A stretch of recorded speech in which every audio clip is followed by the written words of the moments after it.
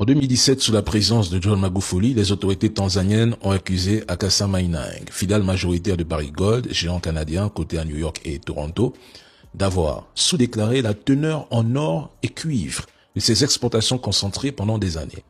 L'État tanzanien exportait pour 1,8 milliard de dollars par an. Barrick en déclarait 1 milliard. La Tanzanie a émis une facture de 190 milliards de dollars environ, 40 milliards de taxes impayées, plus 150 milliards de pénalités et intérêts. Après négociation, Barrick a repris le contrôle direct d'Acacia. Un accord a été conclu en 2019 et Barrick a payé 300 millions de dollars pour solder tous les litiges fiscaux passés. Maintenant, la Guinée est un grand producteur de bauxite, minerai d'aluminium. Cobalt est une filiale de Rusal russe et Chalco est liée à des intérêts chinois. Le Conseil national de la transition en Guinée vient de publier ces chiffres. La société Cobalt a déclaré seulement 491 milliards de francs guinéens, mais en réalité elle aurait dû déclarer 5 681 milliards. La société Chalco a fait la même chose. Elle a sous-déclaré les revenus. Au total, l'État guinéen a perdu 1 620 millions de dollars à cause de ces sous-déclarations. Et cela en une seule année. Sur les 13 grandes sociétés minières qui travaillent en Guinée, seulement 4 déclarent correctement leurs revenus. Seulement 4.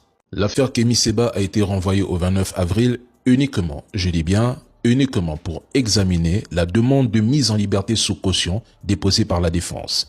La première demande d'extradition du Bénin ne respectait pas les règles. L'Afrique du Sud l'a rejetée. Les autorités béninoises ont désormais jusqu'au 29 avril pour en soumettre une nouvelle qui pourrait toujours ne pas aboutir.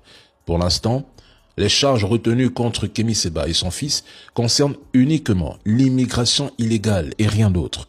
Kémy est accusé d'avoir dépassé d'environ 2 mois la durée de son visa sud-africain. Les procureurs ont demandé un report afin d'examiner plusieurs points, plusieurs éléments. L'authenticité de son passeport diplomatique, son statut de résidence et des accusations supposées de blanchiment d'argent. Concernant l'extradition de Kémy Séba, il n'existe pas de traité bilatéral entre les deux pays, ce qui implique davantage de formalités et augmente les risques de rejet. De plus, les autorités béninoises évoquent une affaire à caractère politique et de nombreux États dont l'Afrique du Sud, attachés au principe des droits humains, refusent généralement les extraditions pour des infractions politiques, sans oublier le statut diplomatique du passeport qui complique encore davantage la procédure. Maintenant, dire que son arrestation est directement liée à une action du Bénin ou qu'il aurait été intercepté à la frontière dans une pirogue ou encore qu'il aurait été traqué conjointement par les services de renseignement sud-africains et béninois via Interpol sont des fake news.